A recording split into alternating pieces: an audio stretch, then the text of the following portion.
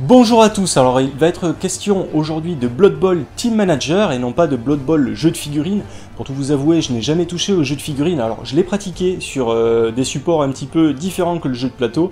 Sur Xbox 360, sur PC, j'ai joué au Blood Bowl. Je pense que les sensations de jeu se rapprochent un petit peu de ce qu'on peut retrouver dans le jeu de figurines parce que c'est du tour par tour. Les puristes vont crier hein, quand ils vont entendre ça, mais bon, en tout cas, moi j'y ai pris beaucoup de plaisir. C'est un univers un petit peu cocasse, particulier, hein. C'est du foot américain dans un univers médiéval fantastique. Je suis assez fan, l'ambiance c'est rigolo, il y a pas mal de tactiques et pourtant beaucoup de chaos, c'est ça qui est assez paradoxal dans Blood Bowl. Et là aujourd'hui, je vais vous parler de Blood Bowl Team Manager. C'est un jeu de cartes donc de Jay Little. Pour 2 à 4 joueurs, bien qu'il y ait une extension maintenant qui permette de jouer à 5 joueurs. Pour 14 ans et plus, et on va voir que quand même c'est un petit peu violent, hein, c'est du Blood Bowl. Et les règles du jeu sont un petit peu touffues au demeurant, mais vous allez voir que ça va être très simplement expliqué ici.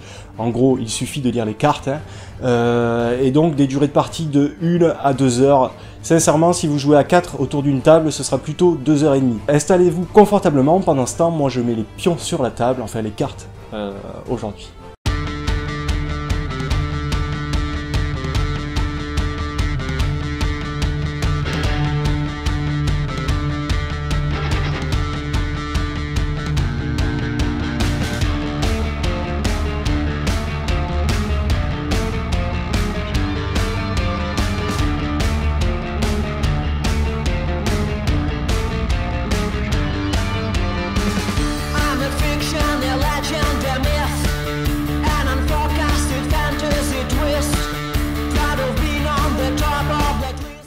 Donc dans la boîte de base, on va retrouver 6 équipes, à commencer par les humains, qui est certainement l'équipe la plus complète, hein, puisqu'ils savent faire des passes, ils savent esquiver, ils savent faire des tacles, voilà, ils savent faire à peu près tout, ils savent courir. On va retrouver les elfes sylvains. Donc les elfes sylvains, c'est un jeu tout en finesse, hein, plutôt axé sur la passe, ils sont extrêmement rapides. On va retrouver donc mes préférés, hein, ceux que je choisis en permanence dans Blood Bowl, que ce soit dans le jeu vidéo ou que ce soit sur Blood Bowl Team Manager, c'est les nains, hein, bien entendu, hein, voilà. C'est comme ça, j'aime les nains. Bah oui, les nains comme moi, pas comme Passepartout dans Fort Boyard. Donc avec les nains, on aura un jeu moins fin, hein, c'est sûr, hein, ils sont plus résistants, plus costauds, leur but du jeu c'est de rouler sur l'équipe, hein, techniquement. Alors il y a un texte dans la règle de jeu pour représenter chaque équipe, je ne résiste pas à la tentation de vous le citer. Leur philosophie de jeu est que s'ils peuvent écraser l'équipe adverse, il n'y aura plus personne pour les empêcher de marquer le touchdown de la victoire, donc ça en dit long. Donc à côté de ces 3 équipes, avec un alignement plutôt lumineux, on va retrouver 3 équipes plutôt obscures, on va dire, hein, qui sont les orques, hein, donc qui sont plutôt mastoc, bourrin, hein, voilà, hein, ça va pas jouer non plus dans la finesse. On va retrouver les bêtes du chaos, donc là c'est peut-être l'équipe la plus costaud du jeu, hein, en termes de force pure. Et on va retrouver donc les Skaven, les Omra, hein, tout simplement, qui ne sont pas très solides, mais qui par contre sont extrêmement rapides. Et d'ailleurs qui sont spécialisés dans la triche, on va voir ce que c'est tout à l'heure, mais en fait dans Blood Bowl il y a une dimension de tricherie voilà, qui n'est pas négligeable, hein, que ce soit dans les jeux que j'évoquais précédemment comme dans celui-ci. Taper, c'est pas tricher. Donc comment ça se passe pour jouer à Blood Bowl Team Manager? Eh ben, c'est très simple finalement par rapport à l'épaisseur de la règle. Alors je vous cache pas qu'il y a quelques détails qui nécessitent quand même de revenir à la règle régulièrement dans ce jeu, mais en réalité il est plutôt fluide. À partir du moment où on a fait un premier tour de jeu, finalement il est assez intuitif puisqu'il s'agit essentiellement de suivre ce qu'il y a écrit sur les cartes. Alors je l'ai dit, on peut jouer de 2 à 4 joueurs, mais là j'ai fait une configuration pour 2 joueurs, hein, qui est peut-être la configuration la plus probable lorsque l'on joue à ce type de jeu de confrontation. On va commencer par déjà piocher une carte, voilà. Sur cette carte il va y avoir soit un tournoi, voilà, avec des choses à gagner.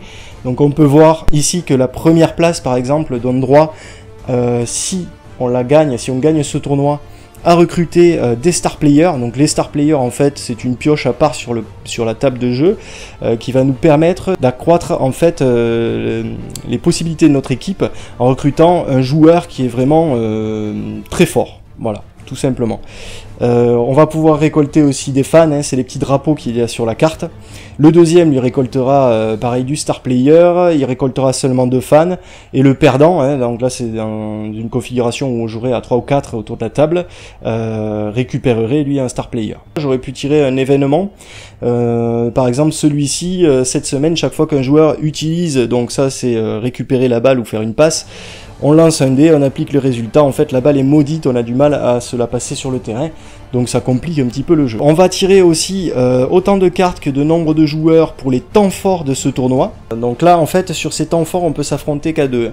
Donc on choisit sa partie du terrain, donc déjà à partir du moment où on a choisi une partie du terrain, on sait qu'on va gagner ce qu'il y a de ce côté-là du terrain à la fin du temps fort. Donc là par exemple je vais gagner une amélioration d'équipe. Donc l'amélioration d'équipe en fait c'est une amélioration très stéréotypée par rapport à votre style de jeu, par rapport à l'équipe que vous avez choisi au départ. Par exemple si j'ai choisi les nains, je vais certainement avoir quelque chose pour Casser des rotules, briser des tibias, mettre des fourchettes dans les yeux. Si jamais je gagne, je gagnerai ce qu'il y a au milieu de la carte, c'est-à-dire là ici des fans. Voilà. On a d'autres configurations, donc on a d'autres trophées à gagner également. Hein. Par exemple, les deux côtés du terrain sont tout à fait différentes. Donc si je me mets de ce côté, je gagnerai 2 fans à la fin de ce temps fort. Si je me mets de ce côté, je vais gagner donc une amélioration générale, hein, qui n'est pas stéréotypée par rapport à mon équipe, à la fin du temps fort. Le but de Blood Bowl, c'est de collecter des fans. Donc on a des petits plateaux individuels comme ça, hein, qui sont très pratiques et qui permettent de comptabiliser les fans en permanence. Le but du jeu donc à la fin c'est d'en avoir le plus possible. Et pour collecter des fans, soit on peut les gagner directement, comme on a vu tout à l'heure, en remportant des matchs ou ne serait-ce qu'en se positionnant dans certains matchs, ou alors en récupérant par exemple des améliorations d'équipe. Qui permettent, sous certaines conditions, de cumuler des fans. Par exemple, il y a des améliorations d'équipe qui permettent de gagner des fans lorsque des joueurs trichent. Hein, voilà, c'est Blood Bowl, donc ça arrive, ce genre de choses. Il peut y avoir des fans qui sont contents parce que vous tuez des joueurs sur le terrain. Là aussi, c'est Blood Bowl, donc on a le droit de tuer des joueurs sur le terrain. Donc, comment se passe un affrontement au milieu de la table? Donc là, admettons, moi je joue les nains, hein, puisque j'aime bien les nains. Donc je vais jouer par exemple mon coureur nain. Alors, donc du coup, il va avoir une capacité au milieu de sa carte, qui va se déclencher quand il va rentrer sur le terrain, ou en réponse à une autre action qu'un adversaire aurait fait pendant le match. Mais bon, ça nous importe peu en fait, puisque il suffit de lire la carte et vous connaîtrez son pouvoir. Ce qui nous intéresse, c'est surtout les petits logos qui sont situés sous son portrait.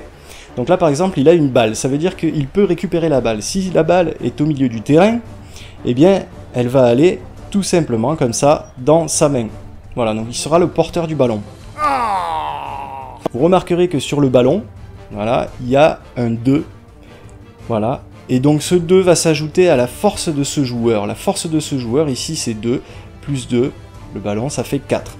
En fait, le but du jeu pour remporter le match, c'est d'avoir le plus de force possible de son côté du terrain. Donc là, j'ai mon coureur nain qui a 4. Admettons que l'elfe veut s'engager dans le même match. Donc lui, il va jouer par exemple l'homme arbre, qui a une puissance de 4. Donc potentiellement, il était à égalité. Mais on va dire qu'il veut prendre le dessus sur moi. Et donc, il va jouer cet homme arbre qui a une capacité ici tacle. Voilà, donc ça c'est le tacle. Donc il va tacler le coureur nain, il va jeter un dé. Donc là il a réussi le tacle. Donc à partir du moment où il a réussi le tacle, eh bien le joueur nain est couché. Donc là on voit que le joueur nain a perdu en termes de puissance, hein, puisque couché il n'est plus à 2, il est à 1. Voilà. Donc il n'est plus qu'à 1. En plus de ça, il a perdu le ballon qui revient au centre du terrain. Le ballon ne lui confère plus ses 2 points bonus. Et en face, l'homme arbre a toujours 4 points. Donc potentiellement, pour l'instant, c'est l'elfe qui gagne ce match. Voilà, peu importe qui a le ballon en fait. On est dans Blood Bowl, donc ça veut dire qu'on élimine par exemple les adversaires d'en face, et ça suffit, à partir du moment où on est le plus fort, on va gagner le match. Alors sur le tacle par contre, j'aurais pu avoir un autre résultat, par exemple si j'étais tombé sur la face vide, rien ne se serait passé. Si j'étais tombé sur la face avec une croix, alors là ça se serait carrément retourné contre moi. Alors faut savoir une chose, c'est que quand on tacle un joueur, en fait, on compare nos 2 puissances. Si jamais la puissance du tacleur est supérieure au taclé, en fait sur les 2 dés il va choisir le résultat. Vous me suivez? Si ils sont à puissance égale, il ne va jeter qu'un dé, il va devoir appliquer ce résultat. Et si il est de puissance inférieure, c'est-à-dire j'ai un petit elfe là qui veut tacler une grosse bête, un gros troll, eh bien il va lancer 2 dés et c'est son adversaire qui va choisir le résultat. Donc ça y est, vous avez capté un petit peu l'ironie de Blood Bowl, le petit sel, le petit piment. Hein. On a d'autres capacités qui sont par exemple le sprint, donc c'est une petite flèche qui représente au même endroit où on a vu tout à l'heure la balle ou le tacle, et qui permettra de faire tourner en fait votre équipe, c'est-à-dire que vous piochez une carte dans votre pioche, vous regardez si elle vous intéresse ou pas, et vous la conservez dans votre main ou pas. Si vous la conservez, eh bien vous défaussez une autre carte de votre main, et voilà, ça vous permet de faire tourner l'équipe. Une autre icône, qui celle-là est obligatoire, hein, pour le tacle, le sprint et le passage de balle, on peut choisir de ne pas les faire. Par contre, pour ce logo-là, qui est la triche, eh bien là, vous êtes obligé de tricher. Donc vous posez un pion de triche sur ce personnage. Lorsque vous posez un pion de triche sur ce personnage, il ne bouge pas de cette carte, sauf indication contraire. Et donc, ce personnage va garder ce pion de triche sur sa carte jusqu'à la fin de la manche, c'est-à-dire jusqu'à ce que plus personne n'ait de carte en main, hein, puisqu'on ne repioche pas de carte une fois qu'on en a joué une. Et donc, on va révéler ce qui se cache sous ces pions de triche. Alors, ça peut être de bonnes choses, hein. Sous les pions de triche, il peut y avoir des points de puissance supplémentaires, voilà, pour pouvoir gagner le match. Il peut y avoir aussi des fans gratuits, et ça c'est tout bénéfice. Par contre, il peut s'y cacher par exemple un sifflet.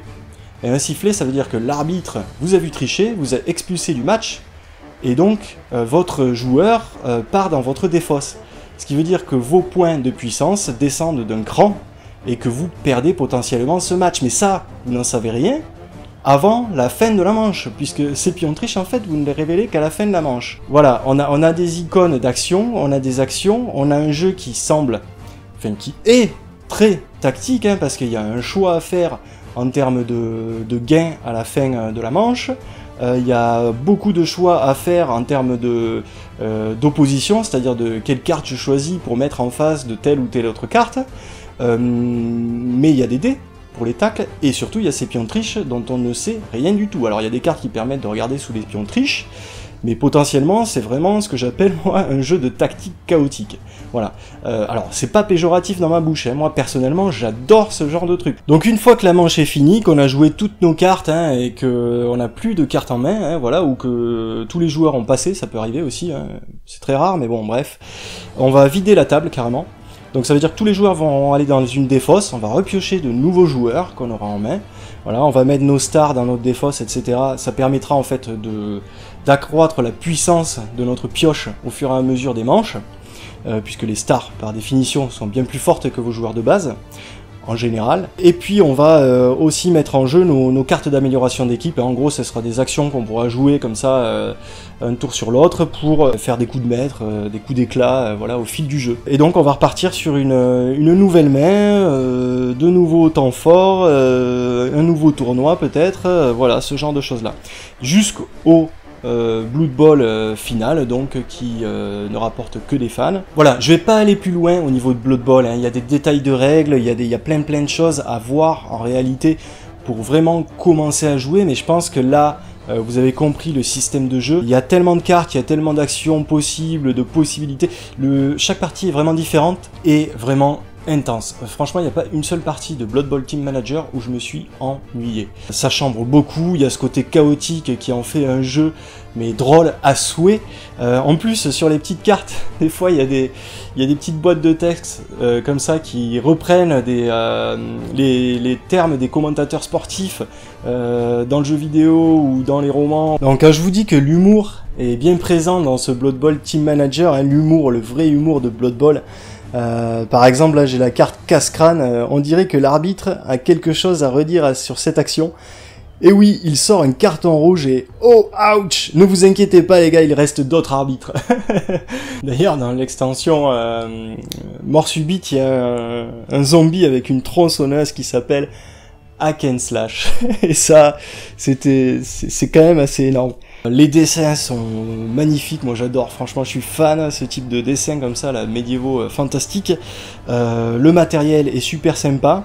Alors, vous avez remarqué, j'ai protégé mes cartes parce que souvent, dans les jeux dans lesquels on mélange beaucoup les cartes comme ça, et où les cartes traînent un petit peu partout sur la table, j'aime bien me protéger, c'est mon petit côté fétichiste. Je vous conseille de faire de même, cela dit, si vous tenez à vos jeux, parce qu'un accident est assez vite arrivé, et quand on a une carte voilà, qui est un petit peu abîmée, c'est un petit peu dommage. Alors pour ma part, j'ai fait l'acquisition de l'extension Mort Subite qui rajoute 3 équipes et donc une nouvelle ligue dans le jeu, donc la ligue des morts vivants. Donc on a une équipe de morts vivants, justement, une équipe de vampires, et l'équipe des elfes noirs. Je sais qu'il existe une autre extension qui s'appelle Kuba, où notamment on retrouve une autre équipe de nains, des nains chaotiques à l'intérieur, et notamment je crois que c'est les London's Rats, excusez l'accent, qui est une équipe de gobelins, et je pense que je vais l'acquérir parce que les gobelins sont spécialistes de la triche et justement des coups bas, donc ça doit être particulièrement bon. Donc moi je ne saurais que trop vous conseiller de jouer à Blood Bowl, vous avez compris, c'est un univers auquel j'adhère entièrement, qui est vraiment mais fun à souhait. D'ailleurs je suis tellement fan de la licence que j'ai même acheté, hop, pour les fans je vous conseille d'acheter ce genre de bouquin là, voilà. Alors ils sont 3.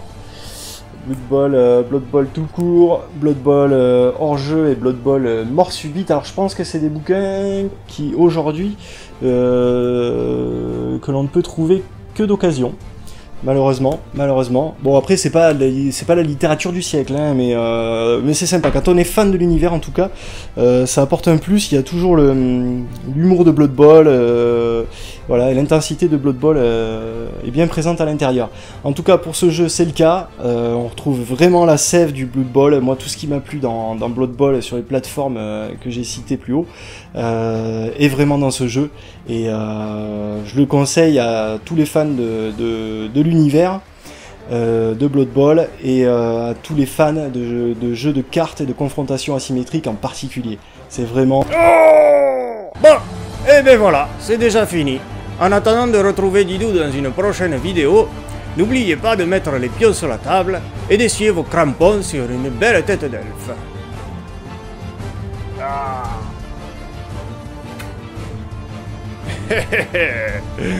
Eh ouais, c'est bon tonton.